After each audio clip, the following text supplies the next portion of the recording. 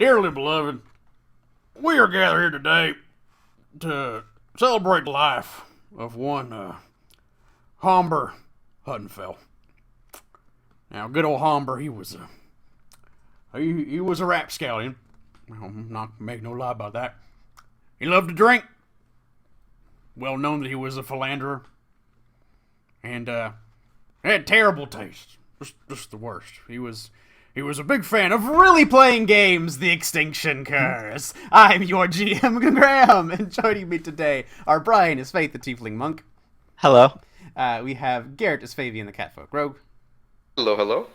Ross as Oarshisk the Lizardfolk Swashbuckler. Hello. Other Ross as Edward Colder, the half-elf summoner. Yes, newly minted. Yeah, and Patrick as Horatio, the half-elf wizard. Inkies. Yeah, so last time some weird things happened. First off, you all came to Carrick, which I know Patrick is not,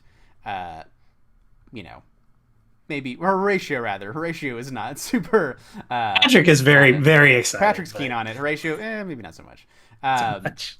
But you came to Carrick, which is in the Swordlands, which is on the main Isle of Kortos in the middle of the Inner Sea. It's the island where the big city of Absalom is located, but this is kind of on the northwest side of the island, which is the breadbasket, traditionally where all the food stuffs that sustain this city and sustain this surrounding area comes from. Though recent years it's not been quite as great. The forests aren't going back quite as they used to. There is just not quite as much produced here in the Swordlands as in older times before the god Aroden died. But I'm sure that's just a coincidence. You all have come here after completing your mission in Escadar to destroy Mistress Dusklight and the Celestial Menagerie, coming over seeking bigger venues for your circus and also seeking these Aeon Towers and for part of your divine purpose. You've come here and you met promptly with Opper Vandy, who is this sort of patron-like fellow. He is in charge of the Carrick Grange, which is essentially a farmers' co-op of people around the Swordlands banding together, making sure that no one's taking advantage of. Everyone kind of has everything they need. And here is Opper Vandy for his art.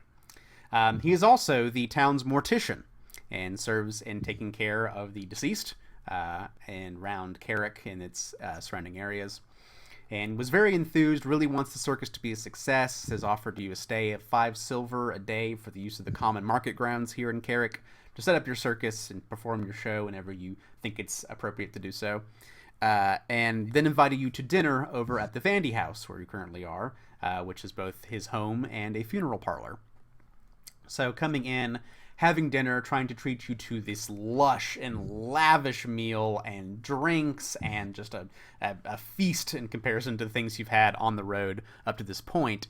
Started to ask some questions. You heard some stuff about some recent deaths mysteriously around town. There's some things going on.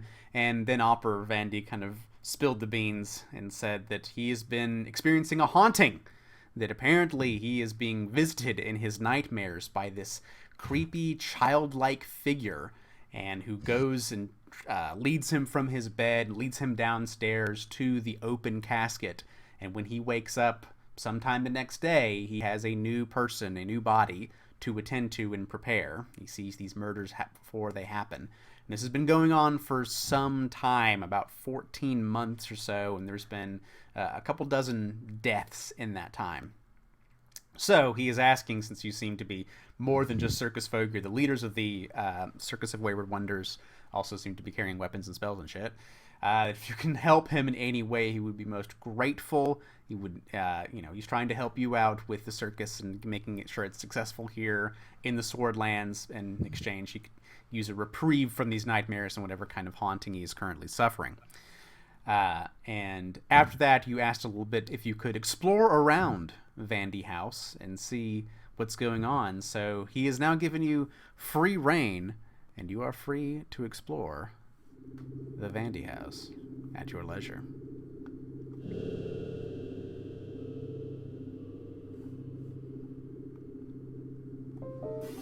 Right. So, where's the coffin? In the room to the south here. Okay. Is there That a is the coffin viewing in it? room. On it? Yeah, Yes, there's a body in it, right? there sure is. He mentioned this is the body of one Humber Huttonfell. Humber Huttonfell. Sorry. Not to speak over the I would like to examine the body. Sure. You can approach the casket there. So as you come down into Still on this top of parlor, looking around, you see good old Humber Huttonfell. It's kind of simple clothed farmer folk. Just the nicest clothes he probably had in life are now adorning him in death.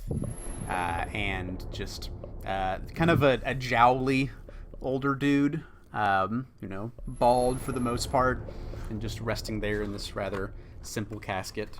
Around there are plenty of chairs and desks. There's also a fireplace, a wide bricked fireplace in the wall. Several chairs, a gray carpet, stained glass windows of red and blue, kind of toward the southern corners over here. And then the doors up to the dining room and over to the hallway to the east. Looking around the casket, anything particular you're looking for, Faith? I want to try and figure out how he died. Okie dokie. Let me see. Can I assist with that? As an expert in medicine myself. Oh. Sure thing. I need to set up my secret checks for you. Beans. What is your bonus to medicine, Edward? 13.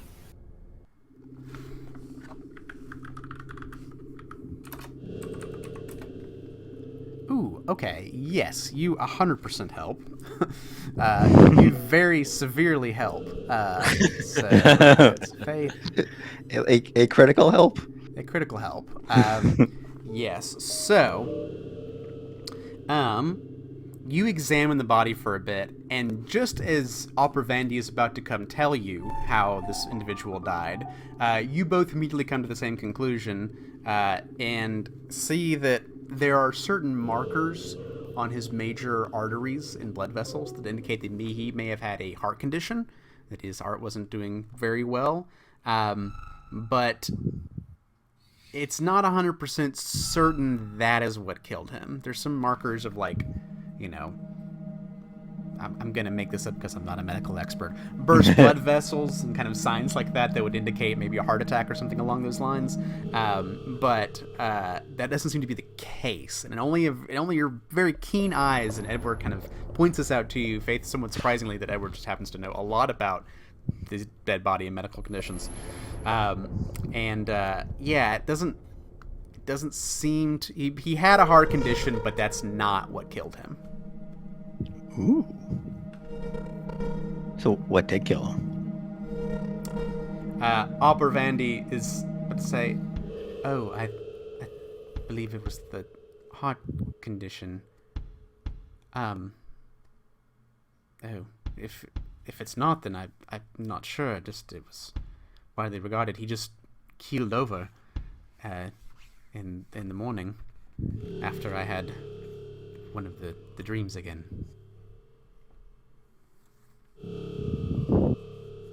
I would like to do what wizards do. Detect magic. Sure. You go to detect any magic, and only the magical items on your companions ping your detect magic. No magic here.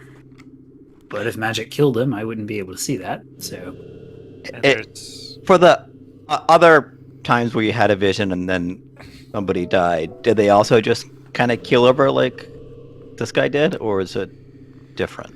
The deaths were rather sudden and mysterious, though oftentimes they would describe either a fitful night's sleep or some other condition, it seems to them. Do they always die in their sleep? As far as, like, in the middle of the night? I can't be certain, but it would... possibly, yes. I'm sorry, this is all making me a bit nervous, but I'll try to recall best I can. And you said when you wake up from the dreams, you're in front of the coffin. Is that usually here, or do you take it somewhere else? Yes, right about where your tiefling friend is standing. I'm usually find myself there, and then the next day I have a new individual to attend to.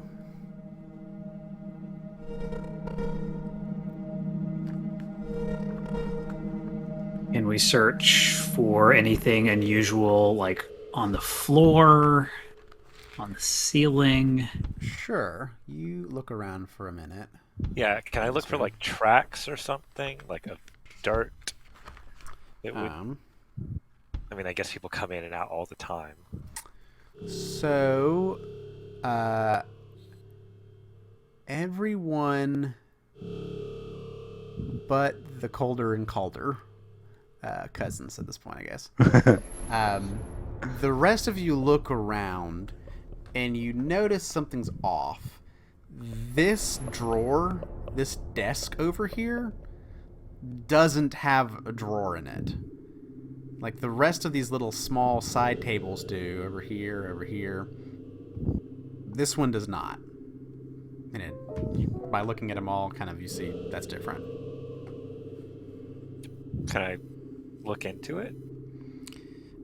You look back, you peer around, and it looks like the other edge is a bit different. If you kind of scoot it out a little bit, it looks like it was turned around to the other side. Opera Vandy at this point is kind of busy at the bar making himself a drink. So is when you say it turned around, like is there a drawer on the other side then? Yes. So when you turn if you turn it, away from the wall, there's a drawer that was facing toward the wall originally. Is it just a single drawer, or is it like a full cabinet, like a? It's like a side table with just a single drawer in it. Okay, I'll try opening it, I guess. Okay. We You didn't open check for it, traps, but that's fine. and it does not explode on you. You open it, and there are several letters and kind of ledgers, it seems like for funeral service-related documents in there.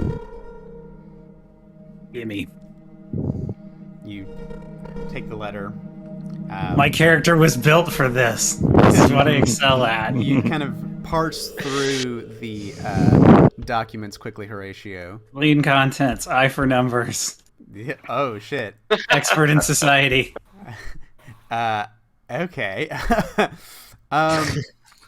So you see immediately through this, not so much for the eye of numbers that there's a certain value to the documents that are in here, or like the number of documents in here is significant, but as far as, there's like one letter that seems to be tucked underneath the rest, and you go for that one, and you see in it seems to be a letter, and the letter is addressed to Opera Vandy.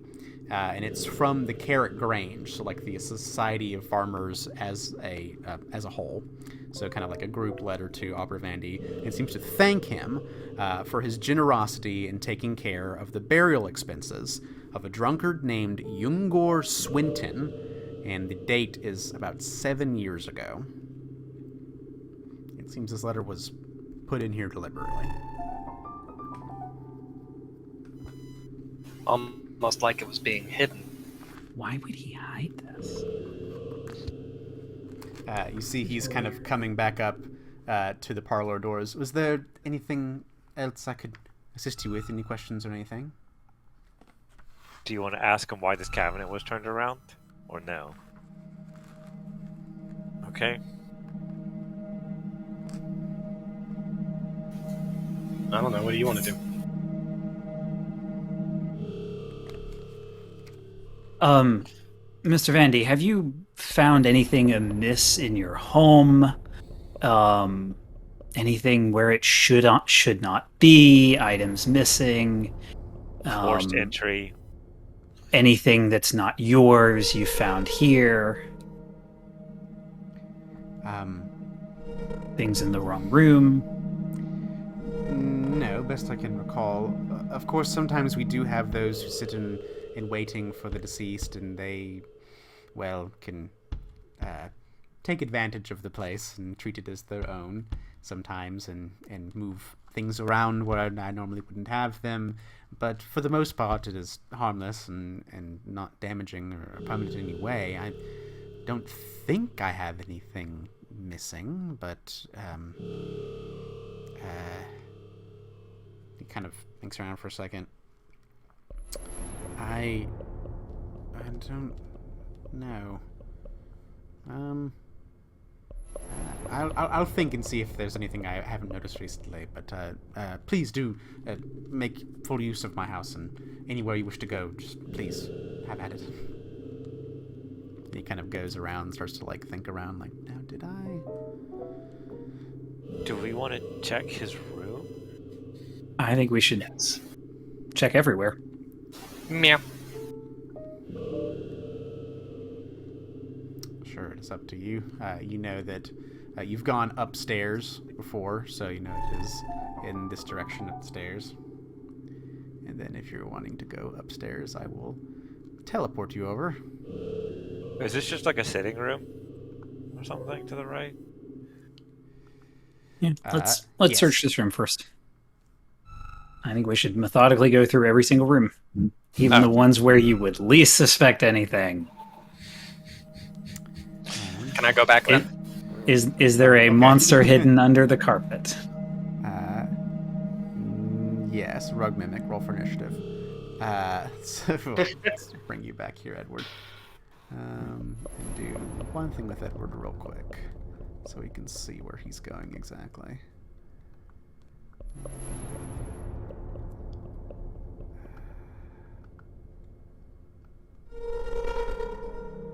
Okay, there we go. We can get more sight on Edward. All right, so back here in this like front room, sitting room, there is leather sofa, low polished teak table, wide fireplace and mantle. That's right, he has multiple fireplaces in his house. Very fancy, very elegant lad. And there's a rug of dark chartreuse lying before the hearth. You all take a moment examining this room thoroughly, and nothing seems off. Seems to be just a normal sitting room.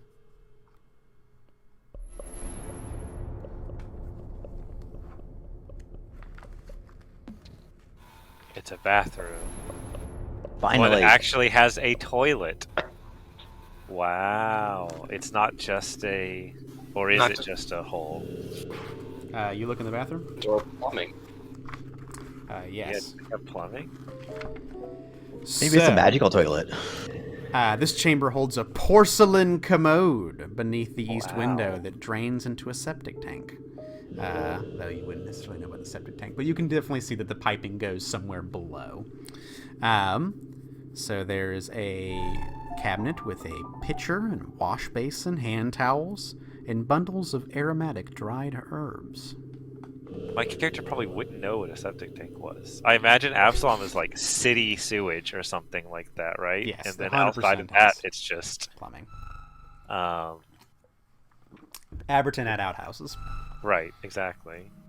Escadar probably has sewers and some plumbing in some locations, but septic tanks. That's that would be a step above. Yeah, so clear that Opera Vandy has some cashola. Now, speaking this of which, place is bigger than I thought. Yep, you see him. He's kind of back here through the hallway, looking through the kitchen, looking around. Says, "Still looking. Think I will head upstairs and take a gander up there." And kind of goes up.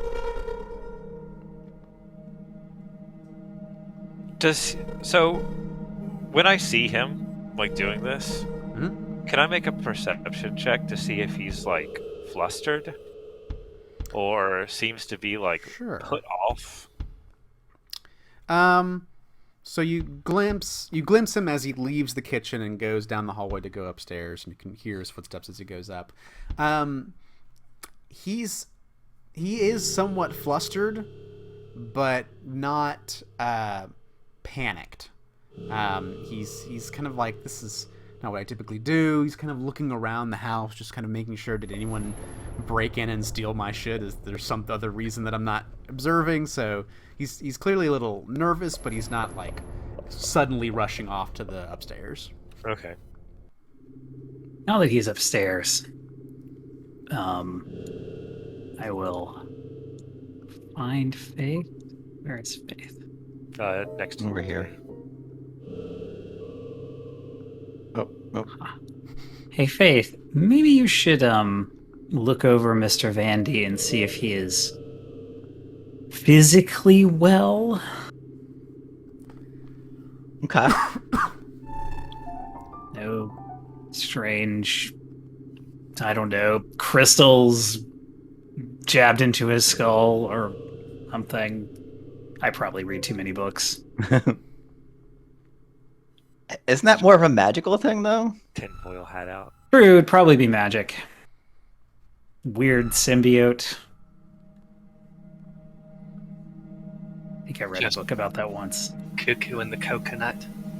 Could also be that. He could also just be crazy. Is I this mean, a kid- I'm not a therapist. Yeah, so Arshis, you find yourself in the kitchen, well equipped. There's an iron grill over the low fireplace next to a brick oven. That's right, this dude has 3 fireplaces. You see that Doesn't get that cold here. a large chopping block occupied in the center of the room. There's beneath a rack of hanging cutlery. There's counters and storage cabinets standing along the northern wall. Against the west wall is a stone sink and you see there are pipes coming from above that goes in this little sink, this water sink. I'm gonna check the cupboards. All right, you begin rifling through Opera Vandy's kitchen. You see, starchy rice. There's a loaf of bread that's hanging out in there. There's jams. It is a fully stocked, well-appointed kitchen with all kinds of foodstuffs in it. Is this the larder? Yes, That I'm in? Oartius goes down and sees the steps descend into a dark brick-walled chamber lined with large ice blocks packed in straw. Ooh. Meat and other perishable foodstuffs hang from hooks in the ceiling or occupy bins situated among the ice. So it appears he also has a refrigerated storage area down cellar. here. Nice. Meanwhile, Horatio, you find yourself in the dry storage, a cool, dark room lined with bins holding grains, vegetables, wheels of cheese, assorted foodstuffs. And then there's an alcove next to the door with dozens of bottles of quality wine from throughout Absalom and the Inner Sea region. Where does he get all of this money? Like, I can't imagine the townspeople have enough to supply Well, all of this fresh food all the time. He may have inherited money. you're not sure about his past. He is both the mortician and kind of the leader of the Carrot Grange, but That's true. I guess he does get a lot of foodstuffs from a farmer's co-op. But that's Probably gets a few kickbacks here and there. Anything out of the ordinary in the dry storage? glancing about. Nothing seems to pique your curiosity. No frozen bodies in the cold storage. You look. That's where you expect to find him. Doesn't seem to be. Seems like he's clean. I mean that's a No place to meat keep pies. Nope. There's no barbershop upstairs. So I'm safe. It's a funeral parlor. I mean, like, you don't need a barber shop. It's filled with people who are filled with shit. I'm gonna stick my head outside. Sure, there are these little crushed stone pathways that go back to this little building back here, around the back. Like a smaller building, apart from the main house. I'll just have a look-see in here. Edward, you go over there. This chamber has a strong odor of chemicals and decay. A long brass table stands by the south wall, and at the foot of it, a stained iron grate is fixed in the floor near a pair of barrels and a bucket. The north wall holds a work table with a variety of unusual implements, including a large syringe with tubing attached to a glass tank filled with a cloudy fluid, and a large number of surgical instruments, some still showing bloodstains. The back wall of the chamber is covered in shelving that holds hundreds of urns of clay, stone, and metal, as well as blank nameplates in brass, and even a few gravestones that have yet to be inscribed with names of the deceased. It appears you have discovered the embalming lab. Clearly a murderer. Yeah, if he weren't the coroner, this would be extremely alarming. Yes. Jars with organs in them. Yeah. a grate where the blood goes when you drain it out of the body. Yeah. Right. It's like, he can get away with this, and so can a butcher, and that's about it. Just for the sake of thoroughness, I'm gonna search the area. Ugh. All right. Detect magic. Magical Sure. organs. Don't think I like this place. Do I think that the game designers would put anything here of note? Not really. Does Edward think that criminals would put things here in the thought that good God-fearing people would avoid it? Yes. Yes, he does. All right. Edward, you do just a glance back and looking through the room. Horatio, you ping off detect magic, and no magic seems to radiate through here. Edward, you're looking back, and there's a lot of urns. There's a lot of urns here. But they all seem to be in neat little rows, kind of, well organized. It seems to be just supplies for a mortician. As you look back around, look at the different embalming tools, the longer you stay in here, the more just the odor kind of gets to you. It looks like, there's efforts to kind of keep it at bay, but it's only moderately effective at this technology level of embalming. Yep. How many urns is it, Graham? With my eye for numbers skills. So Roughly. it's probably like 30 or so. 30, 32. Actually, since you know exactly, it's 32 urns.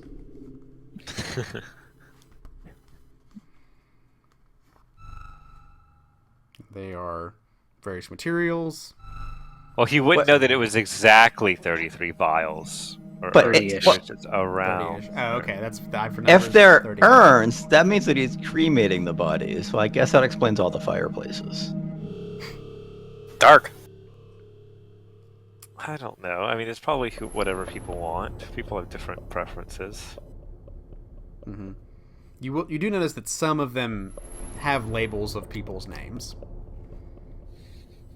Oh, do we see that guy? Which guy? The The guy you who's mentioned in the opened with. letter. Or the letter. Okay. No, not the guy whose body is there, because he's in a coffin. The drunk from the letter from 7 years ago. So you're looking for. Do I recognize any of the names?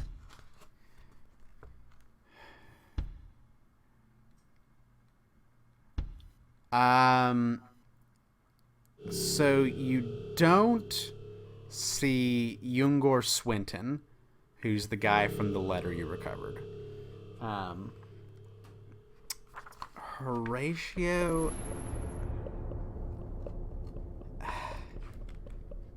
You take a good long look. And, it's been a couple years. So you're not 100% sure. This one says Horatio Calder on it. Like an old, He was dead the whole old time. neighbor or something. Yeah. So you do see a name, and it rings a bell somewhere in the back of your head, not somebody you knew very well, but maybe an acquaintance. But there was a family, the Goodfast family, Gudfast, and they were out of Matt and Cleve, so they came through Carrick fairly often. Matt and Cleve's not too far off, but you know the Goodfast family. It just kind of triggers a memory in your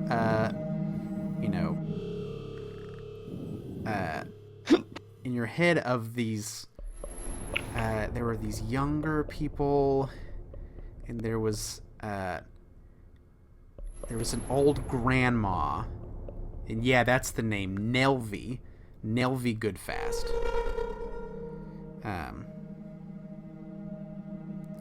Yeah, and one of the daughters was named after her. And yeah.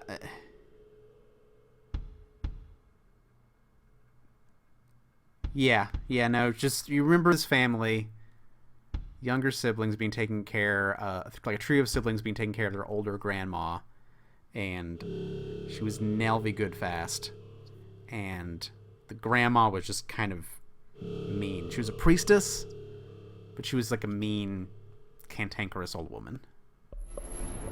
That's just the memory that kind of flashes across your mind, like, oh yeah, I remember that name from you having lived here a couple years ago.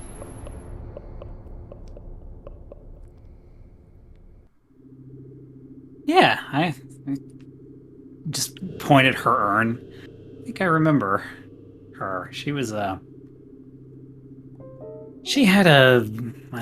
she was old and kind of irritable and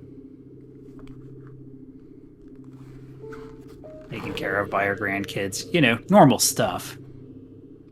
It does appear that he is, in fact, embalming people. So. Oh, that's good. Yeah, it's very good to see the embalmer doing his job. Excuse me, the coroner. Vandy comes down the stairs. Still nothing. I suppose I shall check the basement briefly. Excuse me. And goes down. Upstairs? Yeah, let's go upstairs. Or we could go with or we could go into the basement with him.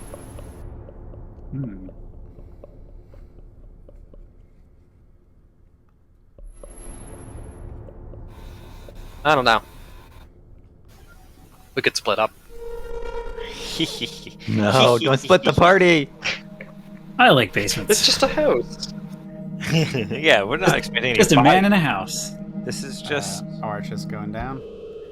I'm gonna poke my head down. I want to, just do a little look-see. Okay. Oh, that's not the basement. Anyone Basement's- following Orishus? Here we go. Yes. Yes. Okay, Horatio. Oops. There you go. I guess I will go downstairs as well. All right. Are we all going down? Okay. That's. It starts to become pretty crowded, and you kind of stop on the stairs as there's not a lot of room back there. Orishus, as you come down these stairs, you get eaten by a dragon. Basement dragon, the famous basement dragon. Yep, so there's a little cellar. There's a little coal chute next to you that apparently goes and can be hauled up to the fireplaces above. So it's kind of got that sooty, ashy feel over here as you move your claws against it and your lizard folk feet. There's a smell of sewage that is faint but distinct. And there is a copper septic tank with pipes feeding from the house's privies and baths that set into the floor here. The rest of the room cluttered with broken or discarded furniture. There are a few incomplete coffins, a number of discarded gravestones that have been broken over the course of being constructed, or they have errors in them. Opera Vanny is here in the basement, kind of like seeing you all come down. Oh, I'm terribly embarrassed. This is the least glamorous spot of the house, but just thought I was checking, with all the nightmares and something. If there's something creepy in the basement, that's something worth investigating. ask him if he's found anything yet upstairs? No, though I do grow somewhat weary, after searching for a while and not finding anything. I just think I'm maybe overlooking things. I'm not sure. I think I might go to the front room and retire there for a moment and maybe sit down for a bit. And kind of takes a handkerchief and dabs his forehead a little bit with the sweat. But please continue your investigation. I just need a moment to rest. I'm gonna. Can Faith Take care of yourself. Does he seem okay? I don't know. Does he look jaundiced or something clear like that? Want to do a Okay. medicine on? I don't want to do a medicine check. I'm gonna see. I'll do a medicine check on him, but just like a visual inspection. Sure, you kind of come down the stairs as he's about to head up, and he's putting his handkerchief up and sees you looking up and down, kind of smiling while he's doing it. So he's clearly, he's distressed. He's stressing out. He's sweating a good bit. You can kind of smell some of the and see a little bit of the pit stains underneath his nice clothes and jacket. So it's, he's definitely stressed out about this. But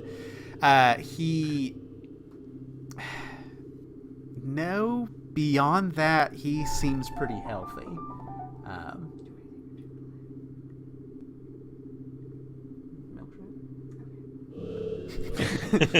Dessert. Aha.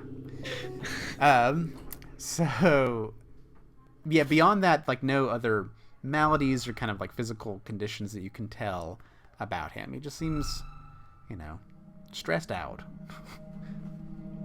Okay. But he's not. Let's see. Poisoned, diseased, frightened. Poison, disease, frightened, or sickened. Is he staggered? Or wait, that's Starfinder. What is stressed?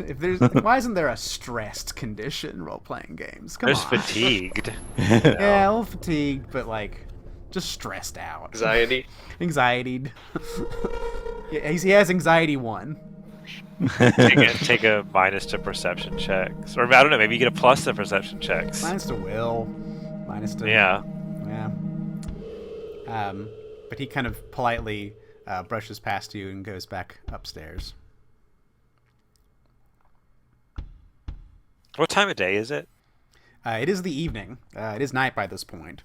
Oh, So okay. it's dark outside, but he has lamps that he's gone around and turned on in the house. So kind of little oil lamps here and there that are well ventilated by the windows. I would like to keep an eye on him just in case he nods off or something silly like that. But I also want to participate in the rest of the investigation. So I'm going to manifest Marion. Okay. So you're gonna stalk him? You have your ghost stalk him? No, Edward is going to okay. spend time with him in the foyer. Oh, okay. Okay. And Marion is going to stalk you. Okay. That's a lot better. There we go. So we'll say that Edward is in there, kind of watching over and having a polite conversation with Opera Vandy, but meanwhile, the ghostly form of Marion returns. Oh yeah, Garrett, by the way, Marion Calder, the one you've been journeying with so far, seems to be tethered spectrally, spiritually, to his cousin, their cousin, Edward Calder.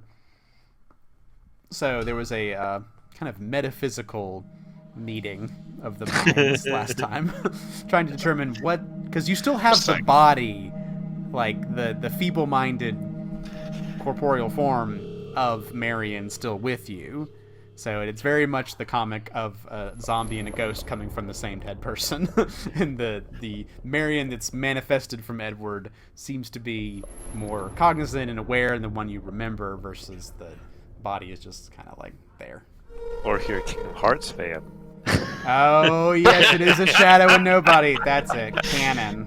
Yes, you have the shadow and nobody of Marion with you. So let's detect magic and then search the room. Search the basement. Okay. Nothing is pinging off of the basement either. There's plenty of coal. There's broken furniture and coffins, but nothing quite strange down here either. So the broken furniture, is it just like...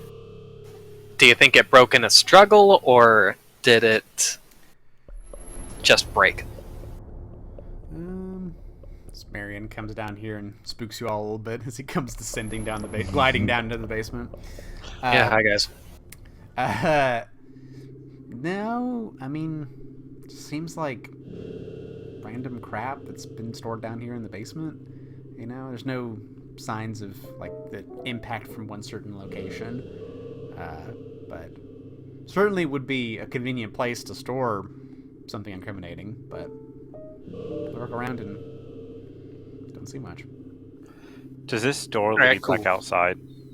So if you go up that way, it goes outside, and there's a little pathway. There's two entrances into the basement, one from inside the house, and then like a little, cellar door from the outside that kind of opens up by this little side entrance here to the hallway near the kitchen.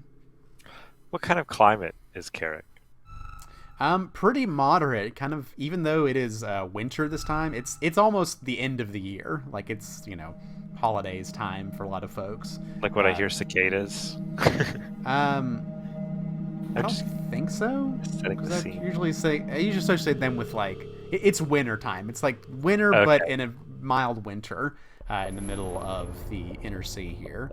So it's a little chilly at night. There's a little bit of a breeze and a little bit of the trees moving. Most of them have lost some of their foliage at this point. So I think of the Isle of Cortos as like Sicily, probably. Yep, kind of like Crete.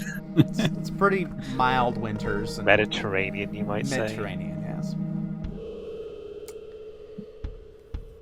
But it's just a breeze that kicks up and rustles the wind and leaves at night in front of the mortician's house. Heading back upstairs. Well, that's not spooky at all.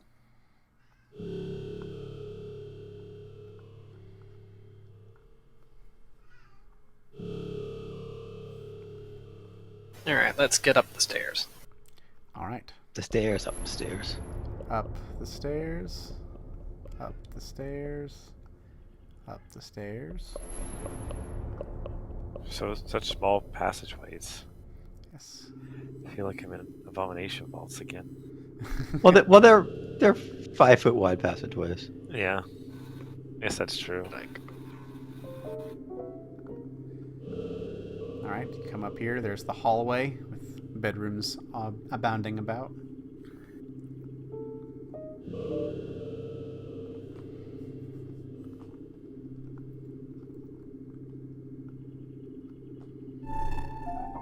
Okay, which one's the master again? So you see that the one over here, kind of toward the front of the house, seems to have the largest and nicest bed and be kind of the biggest room up here. It's the one Fabian's in front of now. Yep. Alright. Okay. So you see a large 4-poster bed, a comfortable sitting chair, a chest of drawers, a small writing desk, a wardrobe, and a closet on one side of the room. And just a very lavish bedroom up here. Let's search. Alrighty. I will detect magic first, and we can search. Alright. Marion's perception modifier is 14. Okay, so looks like Faith, you're kind of distracted and looking around mostly at the nice bathroom and nice closet. It's a really nice bathroom. But so much better than sleeping in a caravan. Like, man, my accommodations suck by comparison. I'm in the storage wagon still. Oh yeah, that's right. I went out. It's it's not too different from the other wagons. That'll have before I should demand a bit better accommodations. Damn. Now you're not the junior member anymore. You got this Edward Calder. Oh yeah, that's right. Yeah. We go ahead with the Storage. storage. Curse the storage. Does that mean I get Marion's old? Yeah, you get to hang with the ratio. So you kind of look and noticing a bit of a trend. There seems to be something if you pull the writing desk out a little bit, there's a slip of paper that drops from behind as if it were tucked between the desk and the wall. The slip of parchment goes down, and you kind of go read it, and it is a handwritten receipt for funeral services for one Rogor Swinton, dated 12 years ago and marked as gratis. Rogor Swinton? Yes. Father, brother? Why is he burying the Swintons for free? Did he murder them and then feel bad? I've probably been reading too many books. I don't know why he would feel bad. Or Maybe why they he would can't murder afford to them. pay for themselves. Perhaps. I mean, but lots of people Generous. struggle to pay for funeral expenses. Why just the Swintons? It would be interesting to go... Are there Maybe any I shouldn't- Swintons who are not dead? Maybe I shouldn't finish that sentence. Look at their graves. I'm not implying doing anything other than looking at their graves. Yeah, okay. After we're done here. Before we ask him about them. Maybe see if anyone around town knows who they were. Is that a name that you recognize? Mr. Expert in Society who's from this area? Lived here for 2 years. 3 years, something like that. Yeah, so it's kind of before you got here. Yeah. Because the earliest one was the letter you found downstairs was 7 years ago. This is 12 years ago. Not anybody I know. I didn't know everyone. I didn't do their taxes, I can tell you that much. I mean, it's not like they didn't have any money, so... So Arshis, you find yourself in the Vigil Perch, a single chair, a side table set before a bay window. There's a candle resting on the windowsill. So it is a view to right over the front entryway and the front porch. And there's wide windows for seeing kind of people as they approach the Vandy house. I'm just gonna hang out here for a minute while people are searching around the master. Sure. As you can tell as you kind of glance by Fabian at this bedroom and this bedroom, they seem to be guest rooms. They're pretty, plainly appointed, table and chairs, beds, just very Spartan. So this must be where people who are sitting vigil stay when they're with the deceased. They look unused. They've seen some use they over look- their life, but right now they seem pretty clean. Okay. Made beds, everything nice and organized.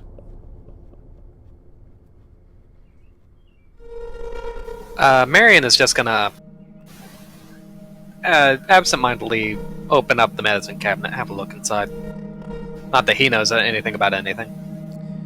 Sure. You look around. This is a better decorated, nicer privy than the one downstairs, but you look through, see if there are any vials of anything. You do notice one vial, Marion, and given your propensity for arcane knowledge, or what you know of that, it's probably. Oh, he forgot. Oh, he forgot everything. He doesn't know anything anymore. He doesn't remember Arcana anymore. Oh. What about how's Ghost Marion's crafting? Crafting, no. He forgot how to craft too. So you hold this bottle and there's something very suspicious about this bottle. I know it, and kind of ghostly apparition takes this. Faith is here next to it and holding up this bottle. You see it is a hair tonic for hair growth.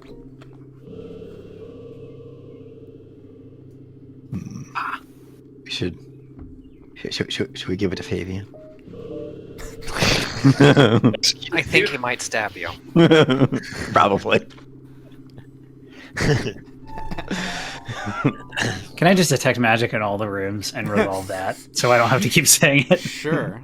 Because that's what I want to do. Pinging, pinging, pinging, pinging magic, pinging magic. Come on, magic somewhere. Magic. This sure sounds like magic, but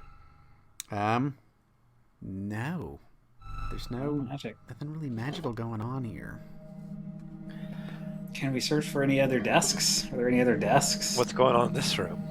Sure. Library. You come to an office. There are a heavy antique desk, wall shelves packed with books, ledgers, and folios. There are, let's see. Yeah, just a very, pretty well organized, pretty well stocked library. Clearly has done a lot of business from here over the years. It's been in office 10 years, so this is where he runs his business and the Carrot Grange from.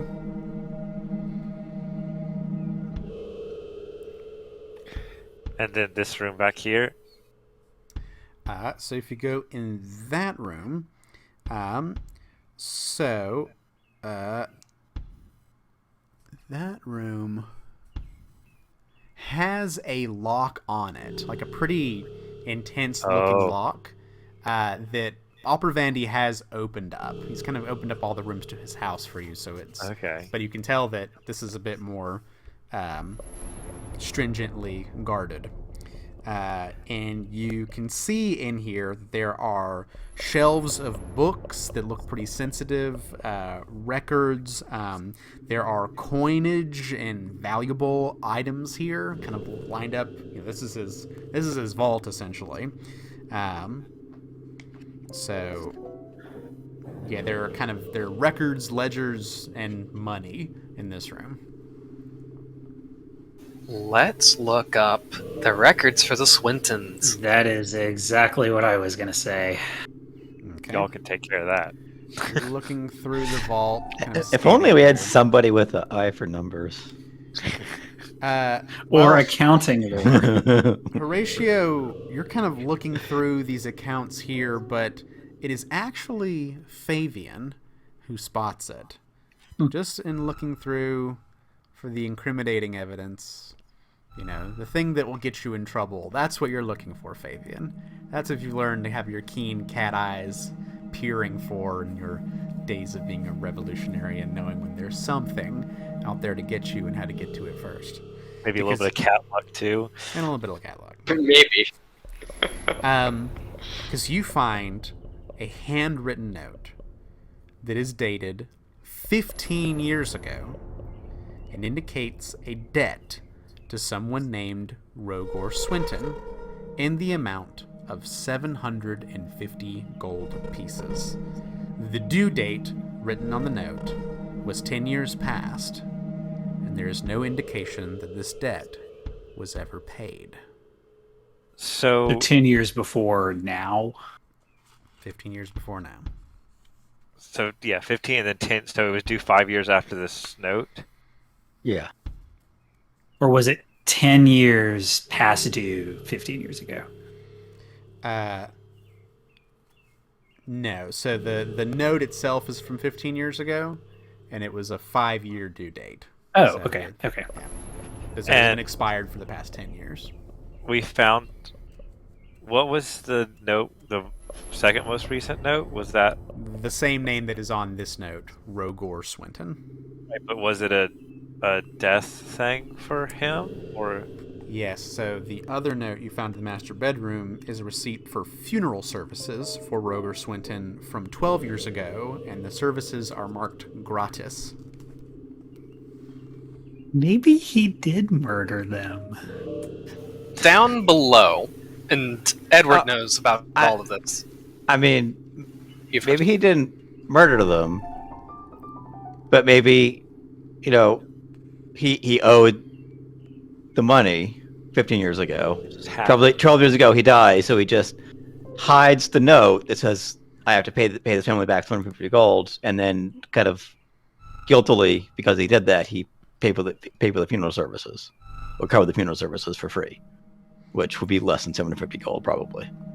Probably Probably a lot less. How much does a funeral cost? Probably like a gold. Right.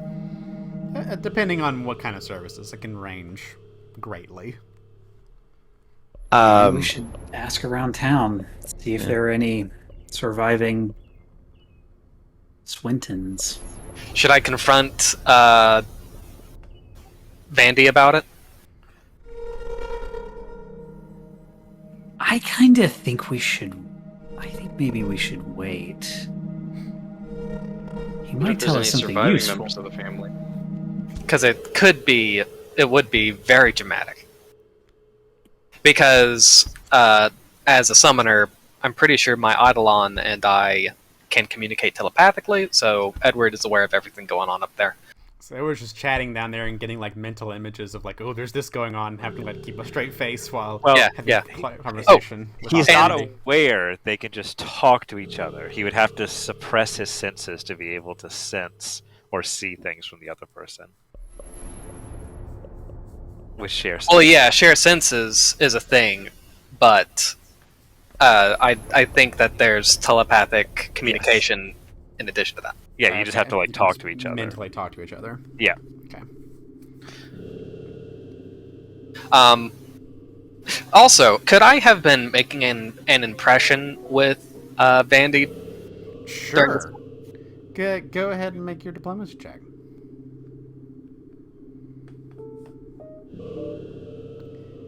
Alrighty.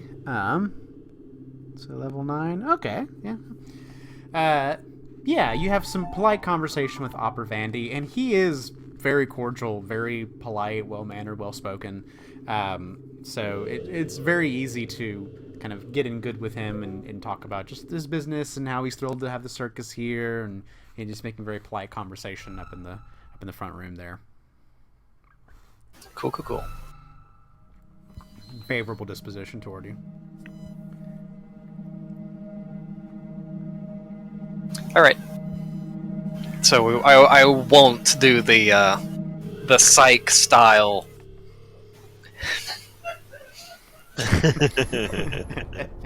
Tell me about the Stantons. What? Yeah, keep it in your pocket. We may come back for that. It's a large bathroom. Fabian, you hanging out in the office? I'm coming. Sorry. Oh, Not into the bathroom. all right. So this guest room up at the back here across from the office is slightly different in that there is a closet over here. Faith, you kind of peer around and look, and you see in the ceiling of that closet there is a hatch.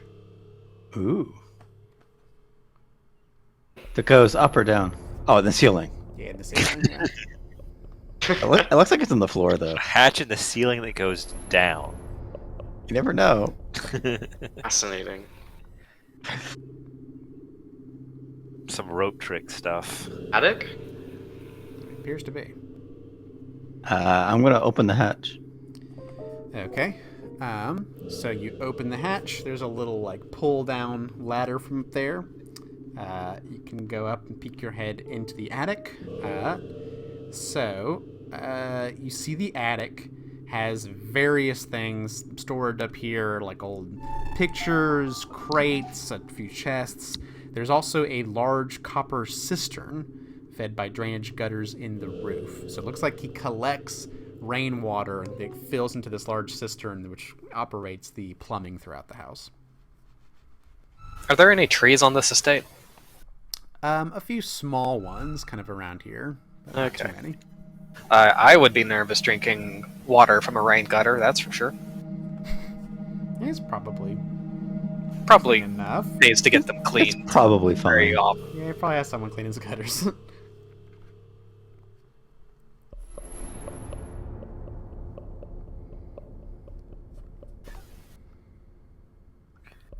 So there's a cistern. Cistern, and then Oarshisk, the room you're kind of over there. is a balcony enclosed by unfinished brick walls that bear large windows covered by thin sheets of sheer muslin to admit cool night breezes but keep out insects. It holds a simple bed and chair. In the window's heavy wooden shutters can be closed. So it seems like this is a patio that's been enclosed, kind of like an outdoor bedroom sort of thing. It's pretty nice. There's a bit of a cool air blowing the sheets a little bit. And you see a bit of the moon through there. This... Oh. So we know that stuff happens like once a month. Not exactly, like once every like 3 weeks or 5 weeks or whatever. Something On like that. average.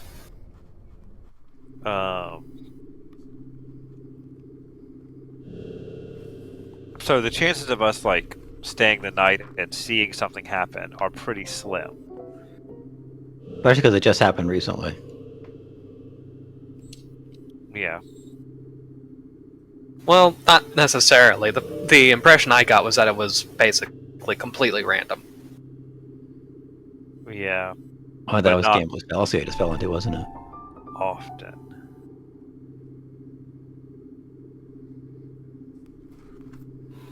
Well, we can go check out the graveyard and then come back. Or something. I don't know. Graveyard. I'd like to ask around town. Well, it is like 10 o'clock or something. It's the perfect time to go to a graveyard. And ask around town. Maybe not the perfect time to ask around town, but Ask around town in the morning. And see what folks can tell. Tell us about whether this family still exists. If they exist, we can talk to them. All right. So is there anything else you wish to try to accomplish here at the Vandy House this evening, or do you make your exit and say your goodbyes? Is it possible to look inside the cistern? Without trying to like pry a plate on it. There's probably an access door in the top. It's kind of sloped up toward the top. There's some pipes at the very top that are opening up from the peak, the edge of the roof. So you can look inside, and it just appears to be dark, cold water up here in the attic at night. Alright, cool. Cool. Would be like an isolation chamber if you decided to dive in there.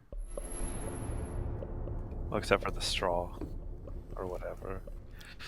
You'd hear little sounds of rivulets of water from the gutters slowly dripping into the cistern. Alright, I close it back.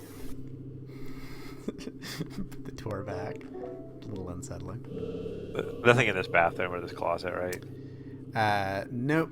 Just another pretty nice bathroom. There's a little coal stove there that'll keep the bathroom warm for you on those moderately cold inner sea winter nights. But and there's a linen closet. Okay. Let's go to a graveyard. All right.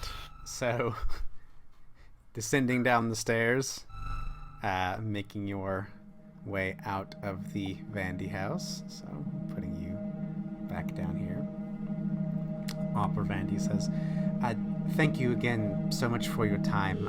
I do sincerely appreciate it and hope that my strange and off-putting request has not put a damper on your perceptions of Carrick and of the Swordlands.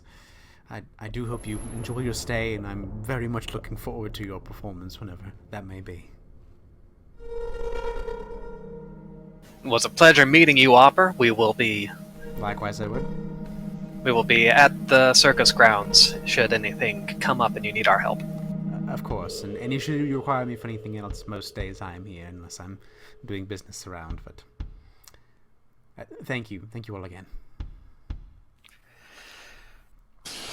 Marion sneaks out the back. Probably a bad idea to remind Opera of ghosts right now. Yep. Opera feels a little bit of a chill as you all leave his house and make your way back into Carrick.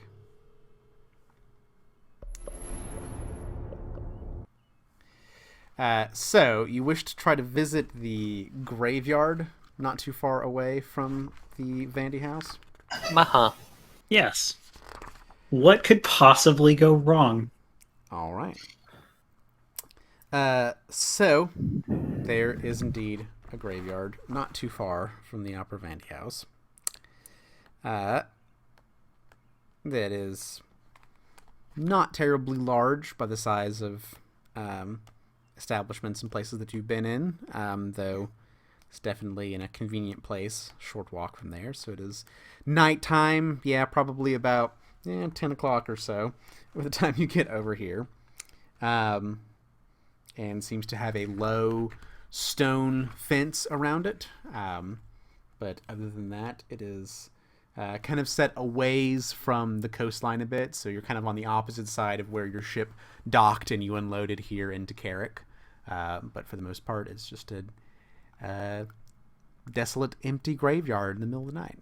Yeah, it's good not to have your graveyard on the water table. Yeah, it's kind of up on the hill a little bit.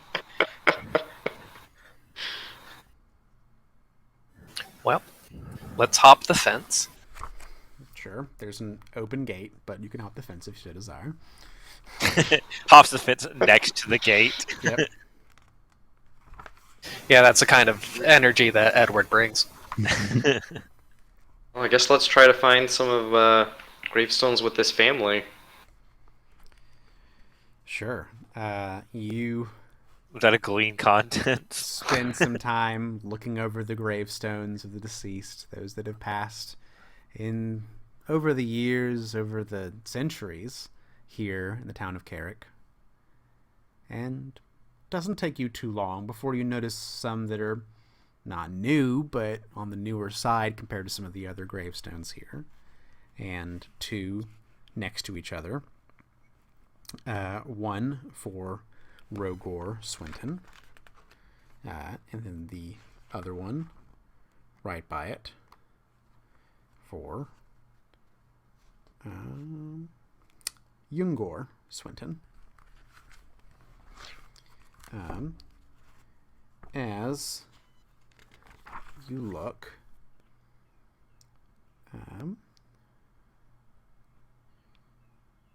So why are we out here again? Horatio.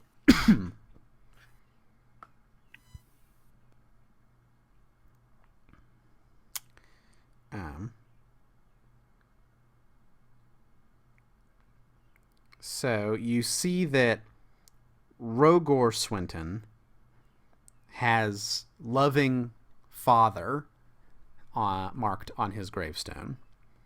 And then Yungor Swinton as loyal son.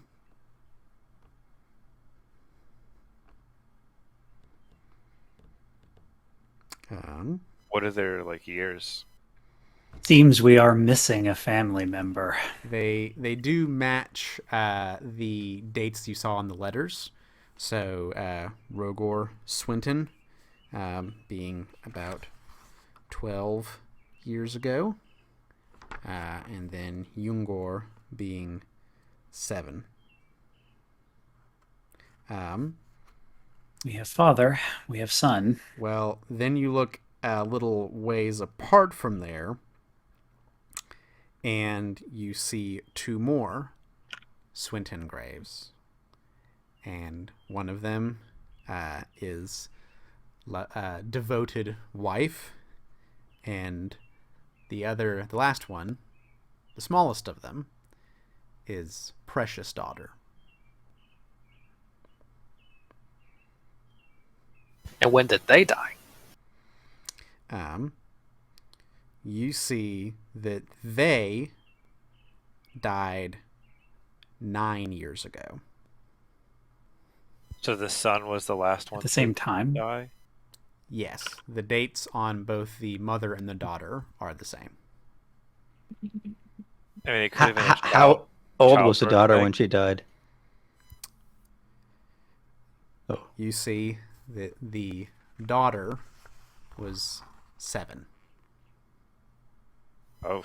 So probably not childbirth. I can't imagine using the womb for 7 years. It was If a a very pregnancy long la- birth. Yeah, if pregnancy lasts 7 years, then Should definitely see a doctor about that. yeah. But they died at the same year or the same date? Same event, I guess. It's a few days apart. You have to kind of look and brush some moss that's grown on the graves of the mother and the daughter, but they're within a week of each other. Still could be the same event, A fire. Yeah, burns or something Injuries. like that, Wow. This is grim. That might explain why Youngor's funeral was covered. There was no one left to pay for it. Was it? It wasn't Youngor's that was free. It was Rogor's, wasn't it? They both were. Oh, okay. Right. Well, it is possible. Again, maybe I've been reading too many books. Well, it doesn't But- explain why Yogor was a drunk. He had a lot of tragedy in his life, watching both his parents and his younger sister die. Maybe Rogor is haunting him. Never got paid his money, so now he's a ghost or something. Didn't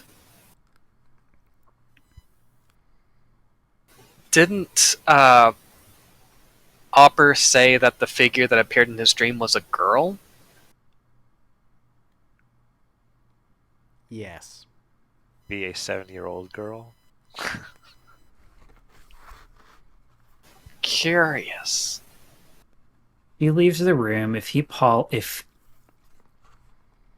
follows, she leads him to the viewing parlor and points to the casket. Mm-hmm. There's a breeze that picks up in the graveyard.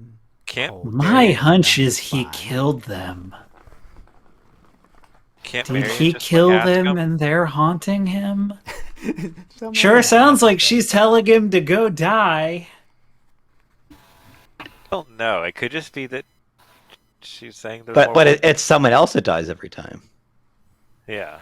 Right. It doesn't seem like these are like close to him, so it's not like he's being punished necessarily. This is just random. Unless it was inaction that led to their deaths, that would become kind of... Like, he could have taken action that would have saved their lives, but he didn't, and now he has to witness all these deaths that he cannot prevent. But he makes money off of their deaths, doesn't he? Is this a way, like some strange magical contract? It's just a note, but now he earns the money back to pay for the debt in blood, innocent people's We blood. feel raining thunder and lightning. But it's There's not, no it's just rain or windy. Well, here's the thing about ghosts. Ghosts aren't exactly logical beings. What would you know about Ghost? I'm just kidding. I ain't afraid no ghost. So, like, yeah, I can definitely see this as some sort of bid to torment him emotionally. Yeah, whatever. How much more can we learn without actually talking to him about it? Yeah, I'd like to ask around town in the morning, and then Go back and talk to him, yeah. and then we talk to him. I think we have to.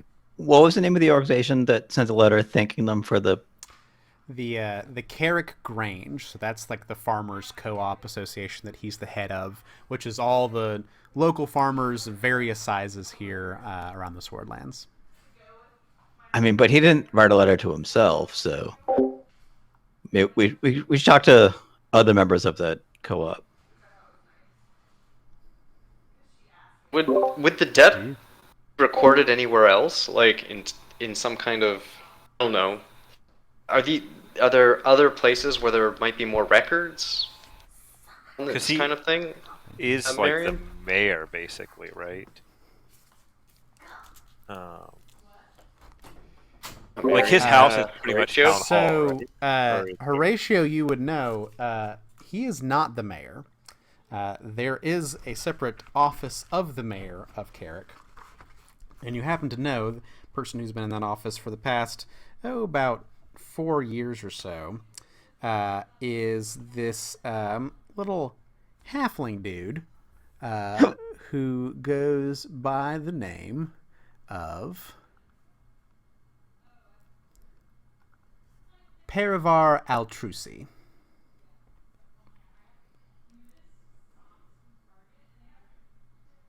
Cool goatee. Yes. So It looks very soft. Point out the mayor. You know the mayor. Usually, I think the other half of a contract would be with the other person involved. Maybe So there's if a lawyer or a third party, witness, authenticate. I don't know.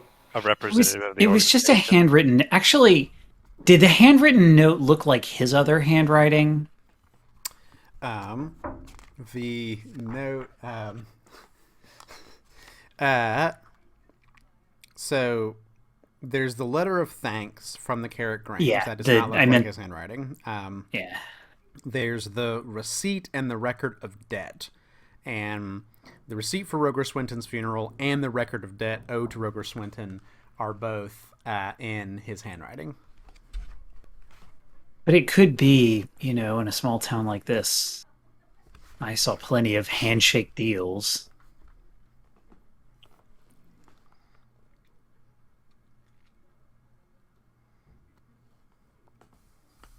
Yeah. Shall we go to sleep for the evening? Yeah, maybe a better idea will present itself in the morning.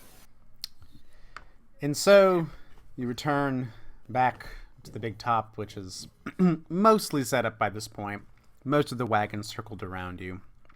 You're able to find your way into various arrangements, but Edward is a bit of a question mark. Where does Edward sleep?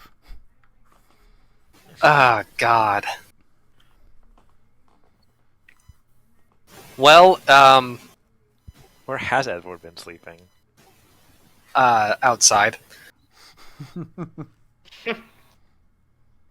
I mean, what's one more night, right?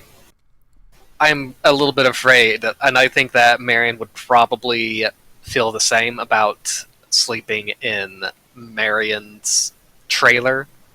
Well, especially because Marion's probably sleeping in Marion's trailer. Exactly. And Horatio is also there. Yeah. In Because Marion's we trailer? shared a wagon. Oh, yeah. God, this is so weird. Yep. Yeah. So probably just there's like cots. There's where the roustabouts are sleeping, kind of wherever they can find a good spot. You can make in pretty well with them while you try to figure out Yeah. where's the comfort level in the situation that no one really knows and no one's entirely comfortable with. But regardless, you are able to sleep for the night, bringing you to Moon Day, 21st of Kuthona, 4720. And the sun rises on a cold, somewhat overcast day here in Carrick, but you find yourselves once more with the day being yours. What do you wish to do? I would like to gather information Sure. What kind of to information? see if I want to see if I can find out anything about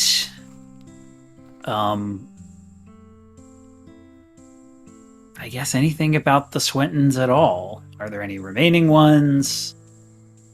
How did the mom and daughter die? How did it? Does anybody remember them? Anything they remember?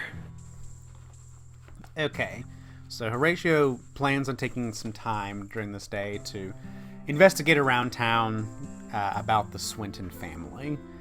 So what are the rest of you doing, or any of you accompanying Horatio on this endeavor?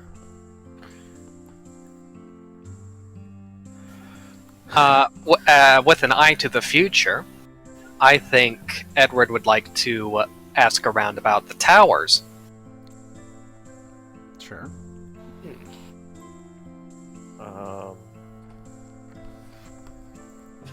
Honestly, Alarcius could probably help with unpacking. Because there's probably manual still labor more to distract you from all this death business. Well, I'm not going to ask around effectively. So, I'm going to leave that to the talkie people.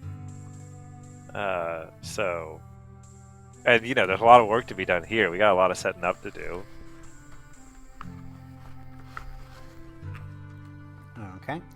Fabian and Faith? I'll go with the talkie people. We seem to have a split. Which one are you going to go with? However you want to. Talkie people Horatio. are going different places. One's asking about towers, and one's asking Faith about... and Horatio, and Fabian Edward? Sure. I don't want to leave Edward out of Sure. it. I'll keep an eye on you as you ask about these towers. Yeah, you know a rapscallion when you see one. Like goes with like. All right. So Horatio, you and Faith spend this day asking around town, asking for the Swintons. What you gather is that no, the family died out with Yungor Swinton. There are no more Swintons living in Carrick or the surrounding Swordlands. Their house was sold.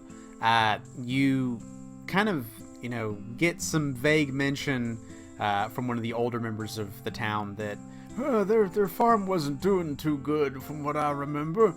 That was a while back now. Just, different troubles now affecting us, but it seems like troubles are affecting everyone these days. And gather that there may have been some issues on the Swinton farm back in the day before the last of them perished.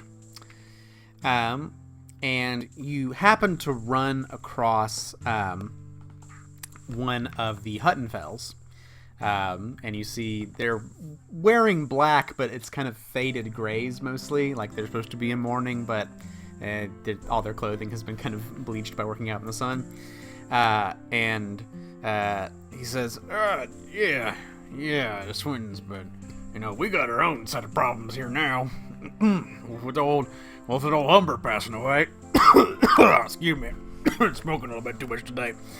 I just don't know how we're going to manage now without old Humber around. Oh, what can you tell me about we have totally not followed the lead of the actual dead guy who died yesterday. What can you tell me about him? Oh, Humber? He had, his own mind to things, had a kind of his own opinion, could sometimes be a loudmouthed and a drunker and a philanderer, but, he was decent enough if you got to know him and kind of look past the rough facade. But he's gone now. He's gone. Do you know, had anything strange happened to him recently? Did he owe anyone any money? Make a check for you here, Horatio. He says, I don't think so. He never gave any money to anybody, so he didn't have any loans when he perished, because he was too stingy with his money. But I do remember him saying he was having some fierce and terrible, vivid dreams, some nightmares, and just tossing and turning in his sleep. Sometimes he'd wake up screaming, and then, lo and behold, just keeled over, but, that was his heart. Some people say it was so stingy and so crusted over from never loving another person that it just happened to kill him. So, that just goes to show you, if you don't let love into your life every once in a while, it'll literally be the death of you. And he lived alone, I guess? Was he your brother, cousin? He was my cousin, but we're all kind of on the same farm. A little place right outside of town, but, he had his room, and I think his missus, obviously didn't sleep with him because, with the flatulence and all, couldn't be in the same room for too long. But, it was in the same house, and she found him in the morning. It was very, very sad.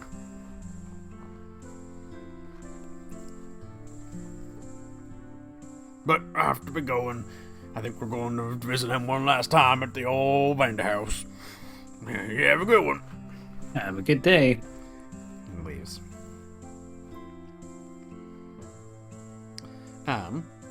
You all get 10 experience points. Ooh. 10 experience points. Yeah. We're discovering a clue? Yeah. Meanwhile, Edward and Fabian, you are all asking around about the towers, and mostly you get local rumors, hearsay. I mean, they're landmarks for most people. Apparently, in the olden days, people would go and make pilgrimages and leave offerings there, but ever since Aridin died, that has kind of fallen out of tradition. People don't usually do it. There's a few older religious types that think that that's the reason why there have been all these difficulties in the Swordlands, and where if we just returned to being pious, then we would experience this prosperity and this abundance again, but, whatever. But one thing you do hear is that there's kind of talk of a fae creature that's been heard around Castanley and around the path over to the Life Root Stone. You do manage to get a little bit more of an idea of what is down south on the road south toward Castanley. Apparently there are these barrows and places where people are buried known as the Hollows.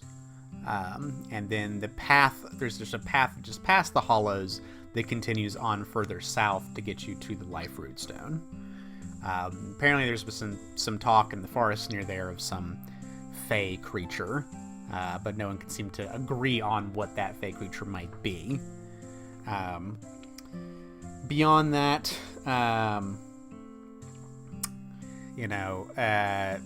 there's the old forest tower, bit past Turpin Row. People around here don't seem to know as much about that. And then further to the north, there's the Wellspring Tower, and you do get that the path to get there is if you're gonna go toward Fernie, but you take a south, so there's southerly path, and you get to the Wellspring Tower. That's kind of Got it. Let's do the spooky one first. I mean, maybe the spooky one is related to the spooky ghost. The Barrens. Maybe there will be Draugr. the Hollows. Yeah, maybe.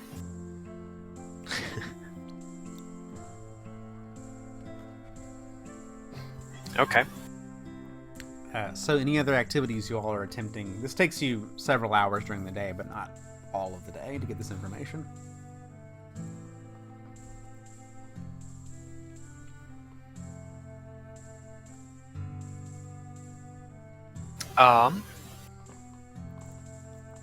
So we can either go check out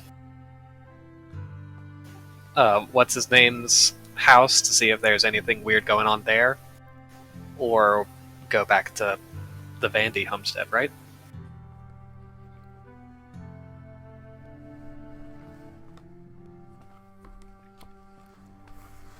Vote would be to confront the Mortician and just ask about these things. You don't have to be too forceful with it, but it'd be nice to...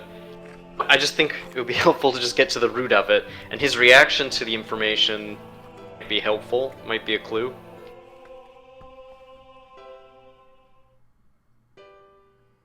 Did What are he you gonna do? say? Flee? Yeah, he has quite a life here. Did he say how long ago the haunting started? It's been about 14 months that these deaths have been kind of regularly plaguing him, and he's had these nightmares. So it's like, if it were the girl, why now and why not 7 years ago or whatever, 9 years ago? Yeah. Maybe it We takes should- a long time to walk down that path. We should also find out who the first victim was.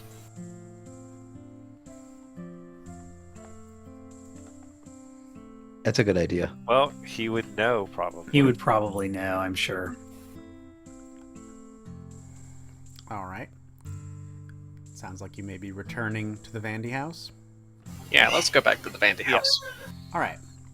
So you return back to the Vandy house.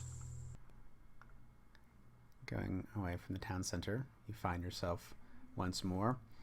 Once more, Opera Vandy leads you cordially into his home and says, please, sit down. I don't suppose you found any more information since yesterday, but if you have, I'm all ears. A vision came to me in the night. Oh my god. Oh my. I hope not a nightmare. I know how terrible this can be.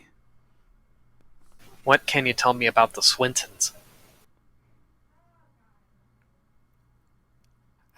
I'm not sure what you mean in what context. How did they die? Well, I'm sensing an injustice. A debt left unfilled.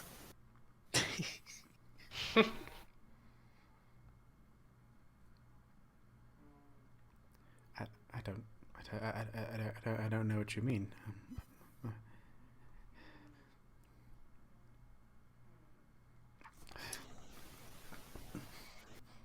We I'll let need you to. play his performance. We are here to help you, Vandy. We are not here to cast judgment. Hauntings don't happen randomly. They happen because those gone cannot rest.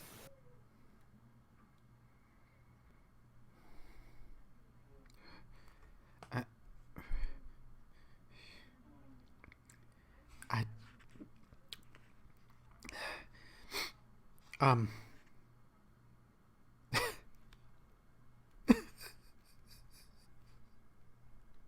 The hand on his shoulder.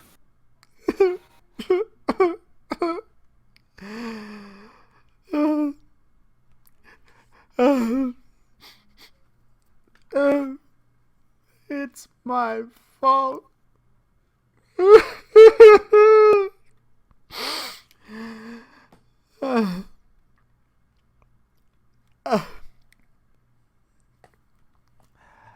I came to this town, the son of a gravedigger.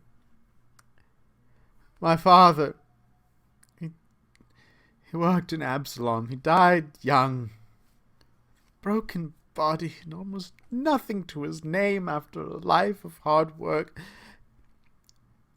I wanted more than just digging holes. I wanted to do what I'd seen the morticians in Absalom do. I learned their skills, I learned their trade to give proper burials, to respect to the dead. But I couldn't make a name for myself in Absalom. The city's too big. So many churches and well-established mortuaries. Without the means, I looked outward. I packed my belongings, hitched an old mule, and traveled northwest and eventually arrived here, in Carrick. The town's previous undertaker had died recently. I saw an opportunity to set myself up as the new mortician. But with little to my name, I struggled to acquire the funds to open the parlor. And that was until a kind hearted man, a local farmer by the name of Rogor Swinton, stepped in and offered me a loan. He agreed to take it on privately. It was a handshake, a repayment in 5 years' time, and that was it. But then Rogor died in a farming accident. When the 5 years had passed, I had established myself and grown my business. The time came for repayment. His wife and children knew nothing of the loan. I was new and struggling. I could have repaid the loan, but I wouldn't have been able to keep the Vandy house operating. I wouldn't have remained solvent. I couldn't keep doing what I loved to do. And none of their family came to request the payment. I just didn't say anything. I thought just a few more years. Just a few more until I could get on my feet and establish myself. Then I would repay it all. Then I didn't know the hard times that had fallen on the Swinton farm. 3 years later, a plague took Rogor's wife and his young daughter, and the farm was left all alone to his wastrel son, Jungor. The farm went into arrears under his mismanagement and ultimately had to be auctioned off. I didn't hear of it until a few months later, when Jungor drowned while he was drunk. And that was the end of the Swinton line in the Swordlands. I've been sick with guilt. In my part, unknowingly, I didn't know. Shame. Shame stilled my tongue. I threw myself into the efforts to better this community and give back, to help the Grange, to help others where I could not help this family.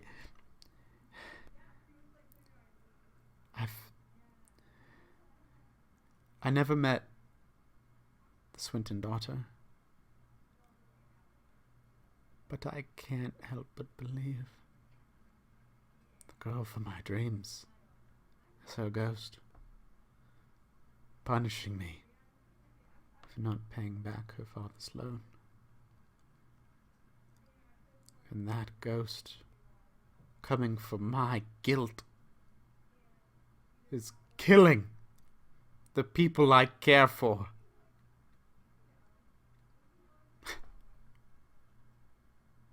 I'm so sorry.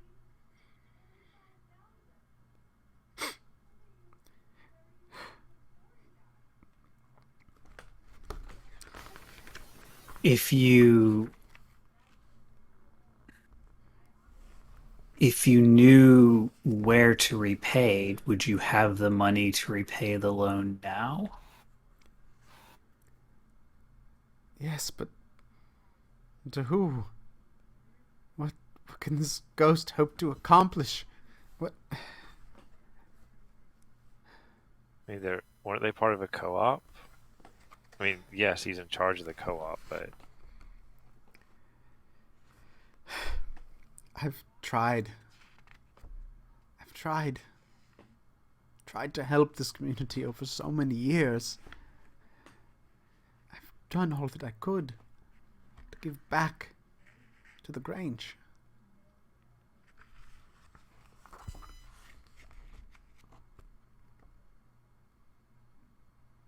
are you giving to Lagrange out of a sense of guilt or because you want to? I do wish to help. Earnestly, I do. This has spurred me. In times when I thought it was not worth it, when there were difficulties, farmers worried about their crops, and I thought of abdicating my position, the Swintons get me going.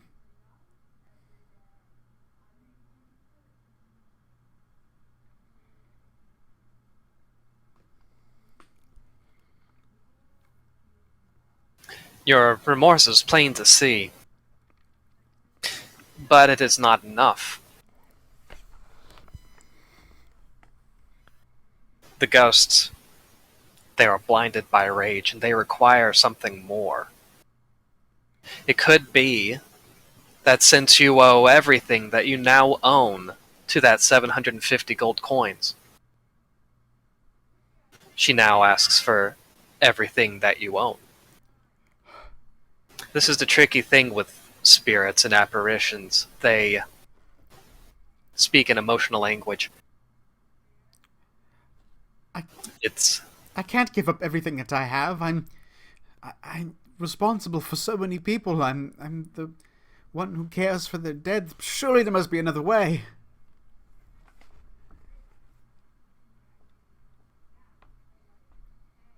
Perhaps there's a way that we can ask her.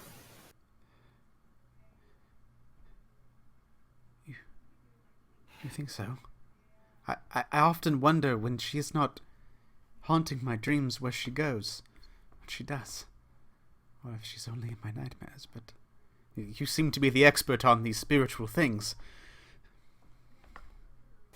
When was the last time you visited their graves?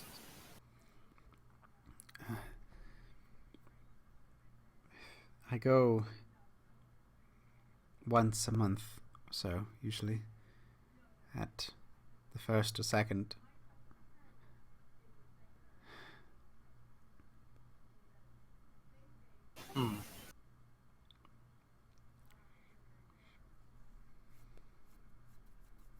Well, if the ghost is literal, you could bury 750 gold. You could bury that amount of gold with Rogor Swinton. You think burying my gold will help? Stop the hauntings, stop the killings, the deaths? I don't know. I mean, it's possible. That's the best I can think of. If this is what you think I have to do, then by all means I will make arrangements. I will bury the gold myself. I'll do it tonight if I must, but if you are sure. Is there a library?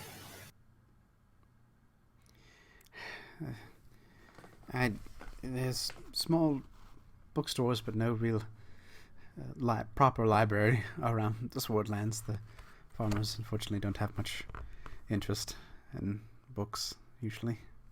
Probably an almanac somewhere, right? Not that. I don't think that would be much help. a charting of the future weather patterns, predictions.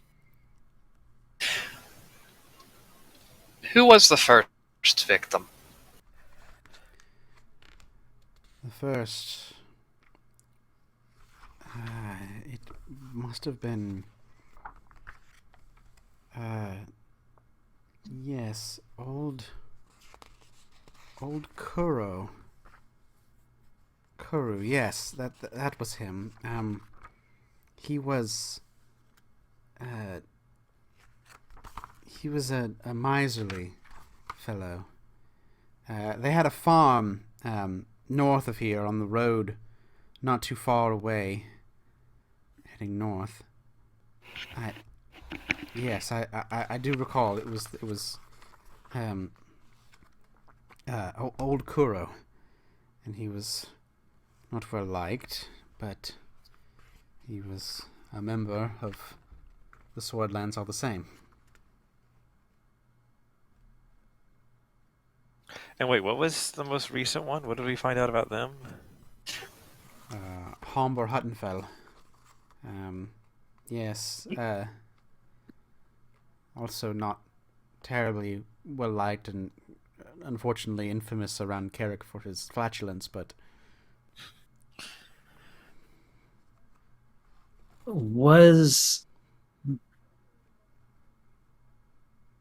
granted, we only know anything about 2 of the deceased, but they were both described as stingy. yes. And come to think of it, Kuru always, for whatever reason I can never tell, he hated the Swinton family, despised them. I remember hearing a rumor that he was overjoyed when the Swinton family was extinguished. Did the Swintons have any other enemies in town? Yongor made some enemies, mostly through ineptitude and being a boorish drunkard, but no lasting hatred, I would think, and now they're just a memory. Were all of the other people considered stingy that died, or were all the other people have malice towards the Swintons? I'm the last to speak ill of the dead, but the stories and rumors that I've been told is many of the victims, if not all, had somewhat of a reputation around the Grange.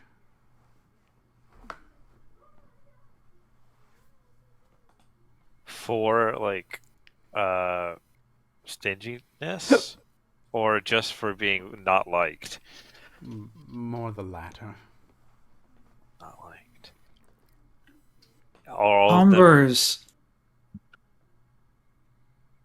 Humber's cousin mentioned that he had been having strange dreams recently.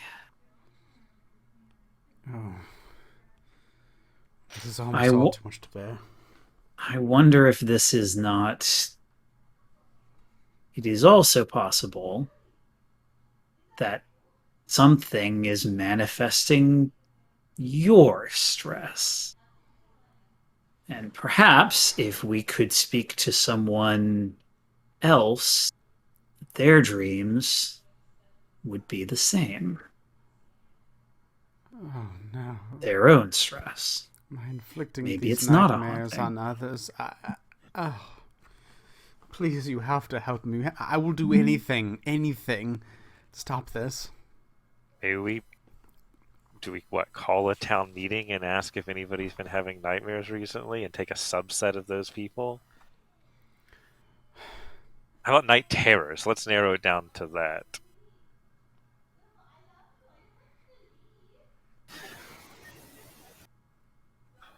Wasn't the cousin supposed to come by here at some point? Yes, shortly before you all arrived, he came to pay his respects and then left.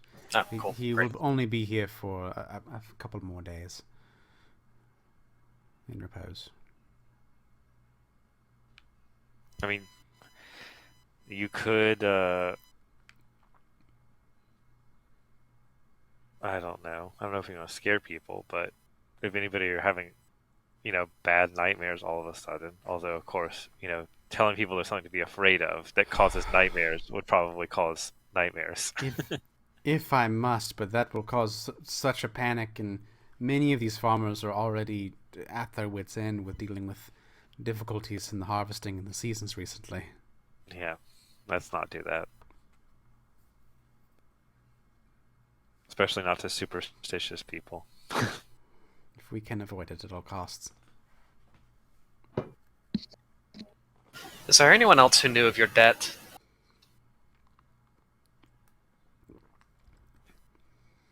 No. This has been mine and mine alone to bear.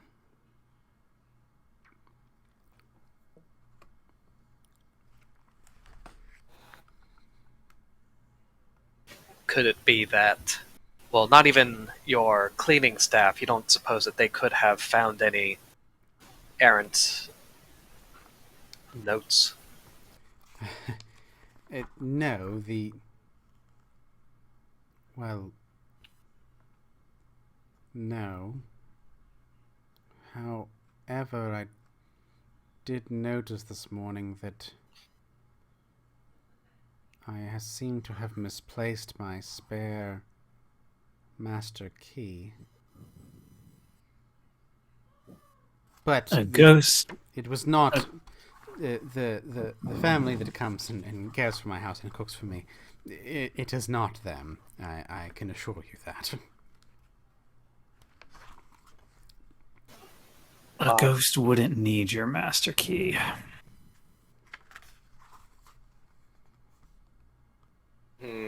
Then what is it then? Not that I'm trained in any kind of knowledge checks whatsoever, but has anybody heard of any kind of like creature or ghost or haunt that would be able to like manifest dream things? This sounds like a job for occultism. I also have to wonder what happened to all of the effects of the family when they deceased. I mean, surely stuff passed along. Did they have any copies? Records? The Swinton family, no. Their belongings are lost. Their farm auctioned off. The writings I have and records about their funeral are probably the last records that remain of them anywhere. Sad. You begin thinking, trying to piece together these clues, but it's not quite clicking together.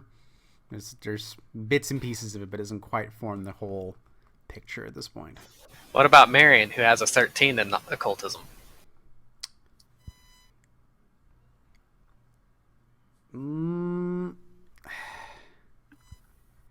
How about Horatio? Horatio has a 15.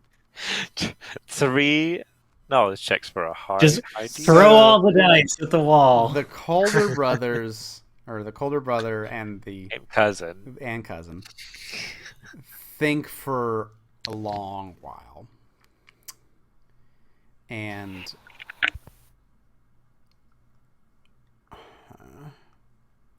need to see one thing.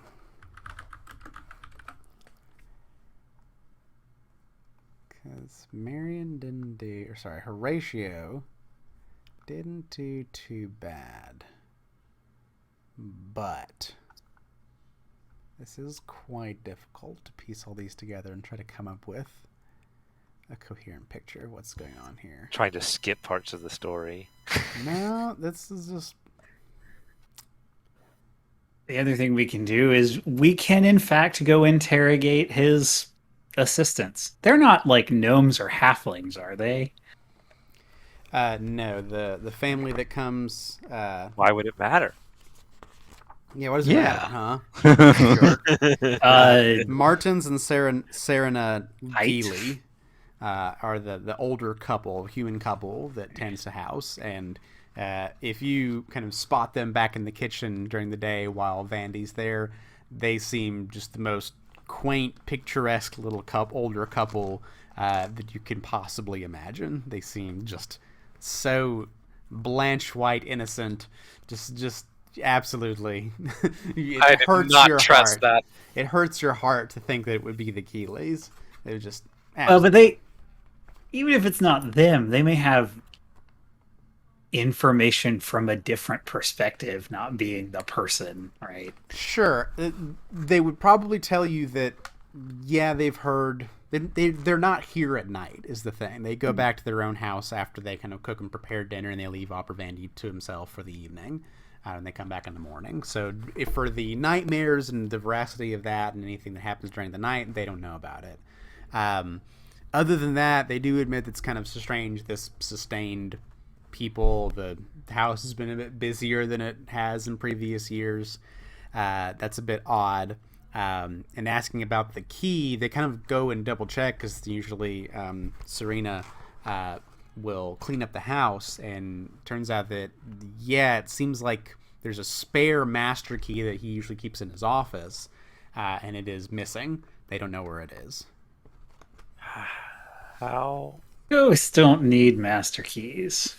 Yeah, and that component of it, Horatio, there are creatures out there who do pry into dreams and nightmares. And there's some pretty horrible ones out there. Some Freddy Kruegers.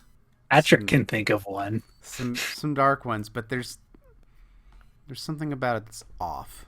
Huh. There's you have some ideas and some thoughts, and you follow that trail of thinking for a bit, but there's something off about it. Something tells you, and there's something else we're missing here, but we can't quite put our finger on. Mr. Vandy, maybe you should change your locks. He nods. What, like tonight? Solemnly. I shall, and I will await further instruction from you on what to do next. I know you have much to consider. Have you noticed misplacing your master key sometime in the last year? I mean, how often does this happen?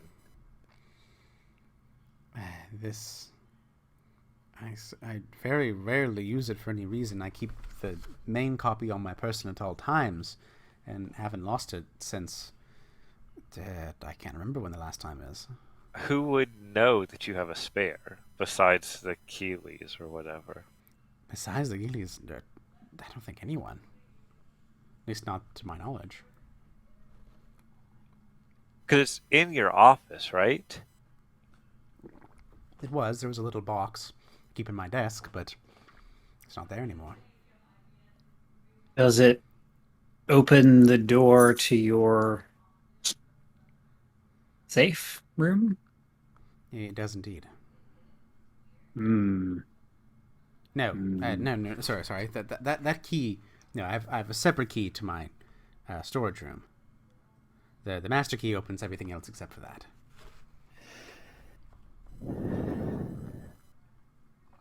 Very curious. Yes. Well, I do hope that we can resolve this matter without too much of my shame coming forth. I hold you all in the utmost trust in this, and appreciate your discretion.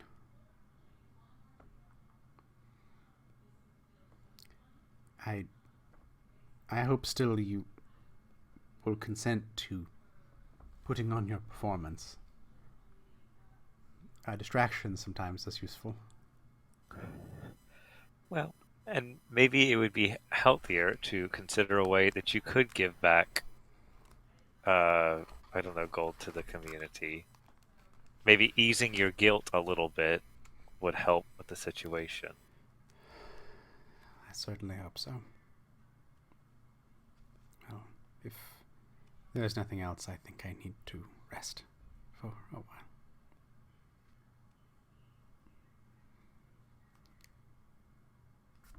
We will leave you then. Thank you. And Opera Vandy puts the handkerchief back in his pocket, escorts you all to the front door to leave the Vandy house once more. But for learning of the sordid history he has with the Swinton family, you all get 80 experience points. Who knows ghosts? It's me. I know Who ghosts. knows ghosts? But who knows what will happen next time on Really Playing Games, the Extinction Curse. Woo!